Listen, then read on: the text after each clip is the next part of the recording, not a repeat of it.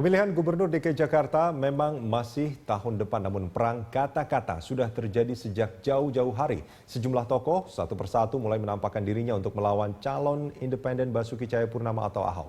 Sebut saja mantan Menpora Adiaksa Daud, pengusaha Sandiaga Uno, Ridwan Kamil, dan yang terbaru Yusril Iza Mahendra.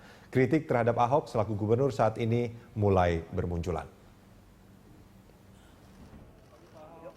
Pemilihan Gubernur DKI Jakarta memang masih 1 tahun lagi. Namun perang kata-kata sudah mulai terjadi. Sejumlah tokoh mulai menampakkan dirinya dan menyatakan siap untuk maju melawan gubernur petahana saat ini, Basuki Cahayapurnama atau Ahok. Sebut saja mantan Menpora Adiaksa Daud, pengusaha Sandiaga Uno, Ridwan Kamil, dan yang terbaru Yusril Iza Mahendra. Kritik pedas terhadap Ahok selaku gubernur saat ini pun mulai bermunculan. Mulai dari kinerja, cara Ahok berkomunikasi, dan pencapaian Ahok dalam membangun Jakarta. Ex-Menpora Adiaksa Daud adalah orang pertama yang secara terang-terangan menantang Ahok dalam pemilihan Gubernur DKI Jakarta. Menanggapi hasil survei CSIS sebelumnya, Adiaksa menilai 57% masyarakat Jakarta tidak ingin Ahok menjadi gubernur kembali. Hal ini langsung dibantah Ahok dengan mempertanyakan hasil survei, di mana Adiaksa berada di urutan keempat dengan perolehan 4,25%. Mantan Menpora ini pun langsung berang dan mengingatkan Ahok untuk fokus memikat 57% suara masyarakat Jakarta lainnya.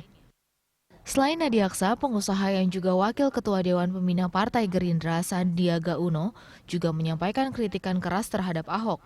Ahok dinilai tidak berpihak pada masyarakat kecil dengan minimnya lapangan pekerjaan yang ada dan juga mahalnya harga-harga kebutuhan di DKI Jakarta. Sementara Ahok menilai kritikan Sandiaga Uno tidak masuk akal dan tanpa data-data pendukung.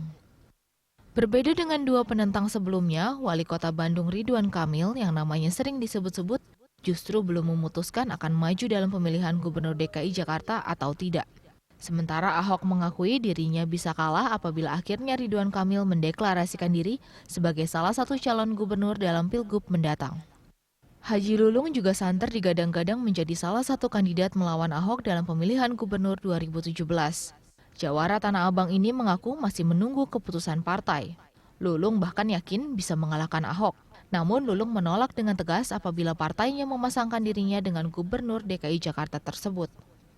Pengacara kondang Yusril Iza Mahendra juga mengincar kursi DKI Jakarta 1. Yusril mengaku siap adu kepala melawan Ahok di pemilihan Gubernur DKI Jakarta 2017 mendatang. Yusril mengaku berniat maju setelah kakaknya Yusli Iza berhasil mengalahkan adik Ahok, Basuki Cahayapurnama, di pemilihan Bupati Belitung Timur. Menanggapi Yusril, Ahok berharap Yusril benar-benar merealisasikan niatnya tersebut.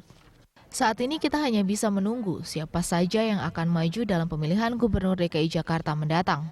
Siapapun yang menang diharapkan dapat membawa perubahan besar bagi masyarakat Jakarta. Tim Liputan, Berita 1, Jakarta. Ramai-ramai tantang Ahok di 2017, dialog kita lanjutkan. Kembali masih bersama Hasan Nasbi, CEO dari Cyrus Network.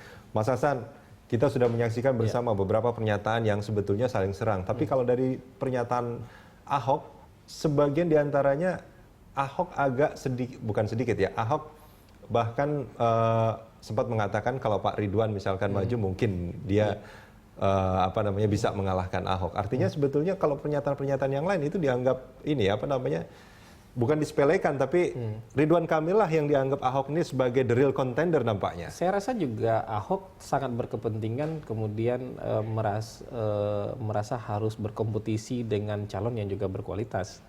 Sehingga ketika dia menang, itu sebagai sebuah kebanggaan memimpin ibu kota, menang dengan lebih dari 51%, tapi dengan calon yang juga bermutu, berkualitas gitu. Kalau hanya sekedar mohon maaf, kalau lawan yang secara potensinya tidak begitu bagus gitu, kemudian kan kita sudah bisa menebak kira-kira Ahok bakal menang dengan mudah gitu. Tapi kalau misalnya dengan Ridwan Kamil, Ahok perlu usaha keras, walaupun Ridwan Kamil perlu berusaha lebih keras lagi, tapi Ahok perlu berusaha keras karena yang menjadi lawan dia adalah juga kepala daerah yang punya rekor baik. Artinya menurut persepsi publik rekornya baik gitu. Jadi itu sebuah prestis ketika memimpin Jakarta, menang, kemudian melanjutkan memimpin Jakarta, atau siapapun yang menang dengan kompetitor yang sama-sama luar biasa. Kalau menurut Mas Hasan sendiri, sebetulnya kalau kita melihat apa yang dilakukan Ridwan Kamil misalkan di Bandung seperti itu kan sebetulnya tidak terlalu dirasakan oleh warga Jakarta yang tinggal di DKI. Nah, bagaimana warga DKI melihat kinerja Ahok dalam beberapa tahun ini sebagai sebenarnya pemimpin begini, Jakarta? Kalau dari sisi kepuasan publik, Ahok itu mungkin jauh lebih tinggi daripada kepuasan terhadap Fauzi Bowo di tahun 2011 maupun 2012 lalu. Begitu juga sisi elektabilitas. Karena kita setahun sebelum Pilkada 2012 juga punya angka terhadap Fauzi Bowo yang tidak pernah melewati angka 25%. Kemudian dengan tingkat kepuasan selalu di bawah 50%. Sementara Ahok sekarang sudah hampir mencapai 50% tingkat elektabilitasnya dengan kepuasan rata-rata tuh di atas 60%. Artinya ini sebuah modal yang bagus. Tapi kan ini bukan sebuah modal absolut yang kemudian menjamin dia menang, karena ada persepsi publik juga bahwa ada beberapa kepala daerah lain di luar Jakarta yang juga punya prestasi yang bagus. Nah, ketika orang itu dibawa ke Jakarta, maka seperti wali kota Surabaya misalnya, walaupun itu agak mustahil juga beliau mau hari ini, ketika itu dibawa Jakarta, masyarakat Jakarta bilang, wah kita punya pilihan yang kira-kira hampir sama bagusnya. Kalau begitu mereka akan perang yang substansi gitu. Perang yang lebih substansial. Apa kelebihan Ridwan Kamil dibandingkan Ahok? Apa kelebihan Risma Rini dibandingkan Ahok misalnya? Atau sebaliknya, apa kelebihan Ahok dibandingkan Ridwan Kamil? Jadi perangnya akan jauh dari perang sara, etnis, walaupun ada nanti akan kecil. Tapi kalau lawannya kira-kira tidak setara, contoh dari sisi tidak setara ini siapa? Kalau berdasarkan riset lah misalkan. Iya, misalnya yang jauh di bawah gitu, yang dari sisi potensi angkanya, angka elektabilitasnya jauh di bawah, maka mungkin akan membuat lawan itu frustasi. Sehingga yang dimainkan bukan lagi soal substansi, prestasi, track record, apalagi nggak punya track record misalnya. Terpaksa menjual hal-hal yang sifatnya emosional, soal suku, agama, etnis kayak gitu-gitu. Nah apa namanya? Kalau kita melihat itu kan pasti juga akan dilakukan di Mas Hasan. Apakah ada semacam apa namanya? Demokrat dulu pernah melakukan konvensi Pilpres kan. Itu ketika ada satu calonnya yang diharapkan muncul sebagai capres, terus di calon-calon peserta konvensinya itu akan menjadi apa namanya tokoh-tokoh yang juga turut mengangkat capresnya. Apakah itu yang akan dilakukan dalam Pilgub DKI Jakarta? Dilakukan oleh siapa? Misalkan Gerindra, misalkan. Kemarin dia mengumpulkan banyak Gerindra sekali calon. melakukan proses ini menurut saya sebagai sesuatu hal yang wajar dan harus dilakukan oleh partai gitu. Maksudnya partai perlu melakukan mekanisme seperti itu. Walaupun dari sisi efisiensi politik kita bilang lambat, rawan dengan bargaining, rawan dengan transaksional. Proses yang panjang itu rawan dengan bargaining dan transaksional. Tapi proses itu tentu akan sambil menunggu respon publik dari orang-orang yang kita kumpulkan, kira-kira mana yang mendapatkan respon paling baik dari publik. Nah, ini kan juga pintu masuk bagi calon-calon lain untuk menyatakan diri nih, oh saya mau maju nih. Buktinya saya diundang oleh partai ini. Jadi ada alasan untuk tampil di media, ada alasan untuk bicara soal DKI. Karena apa? Karena sudah diundang oleh partai-partai politik. Ada nggak sih celah sebetulnya selain kita bicara soal SARA gitu ya? Ada nggak celah sebetulnya yang dinyatakan oleh beberapa orang sebetulnya itu memang menjadi celah kelemahan Ahok ketika pada saat Pilgub? Sebenarnya bisa saja, karena kan pasti Ahok tidak sempurna. Belum sempurna dalam mengelola Jakarta. Apalagi periode kepemimpinan Ahok sebagai gubernur yang definitif itu baru seumur jagung. Karena 2 tahun sebelumnya kan dia menggantikan Jokowi. Nah, menurut saya pasti banyak hal yang bisa diserang. Tapi saya tidak bisa bicara detail karena itu bagian dari konsultasi politik. Tapi minimal begini, hal-hal yang sifatnya substansi, soal kinerja. Soal style juga boleh lah, tapi menurut saya dari angka riset kita, style hari ini, style Ahok tidak terlalu dipermasalahkan oleh publik DKI. Yang dibilang katanya dia itu arogan. Iya, style itu ternyata fine-fine aja buat masyarakat Jakarta, karena mungkin sebagian besar masyarakat merasa memang Jakarta harus dipimpin dengan cara seperti ini. Mungkin. Buktinya di balik kekerasan dan arogansi itu ada program layanan publik yang berjalan misalnya. Iya, ada program layanan publik berjalan. Tapi mungkin kalau ada orang yang juga bisa melakukan hal yang sama dengan style yang lebih santun, siapa tahu? Siapa tahu, kita kan nggak tahu, kita belum uji itu. Nah, apakah menurut Anda pada Pilgub DKI Jakarta ini, kalau tadi Anda mengatakan misalkan ada Ridwan Kamil segala macam, apakah Pilgub yang akan kita lalui nanti itu akan akan menjadi warna yang baik sebetulnya bagi warga karena mereka punya pilihan orang-orang yang menurut masyarakat ini akan betul-betul bekerja untuk DKI. Saya selalu percaya bahwa proses demokrasi itu walaupun selama masih ada kekurangan nggak apa-apa sebenarnya, karena kita dalam proses menjadi lebih baik.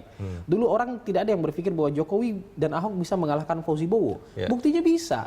Nah hari ini juga orang akan berpikir wah pilkada bakal begini bakal begitu. Menurut saya orang takut dengan isu SARA, isu etnis, isu apa saja. Menurut saya nggak apa-apa, biarkan saja. Karena kita selalu akan berproses. Orang itu setelah mengulang beberapa kali dan merasa gagal, akan menghentikannya kok. Oke. Nah, Mas Hasan, seperti itu. Ini sudah banyak perang komentar. Menurut Anda, kapan mulai bukan perang sesungguhnya artinya?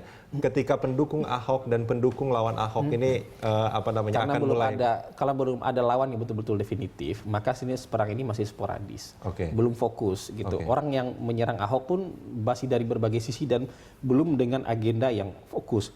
Lawan teman Ahok ataupun tim Ahok atau misalnya pendukung Ahok seperti Nasdem belum juga akan bisa melakukan counter attack yang fokus karena lawannya belum jelas.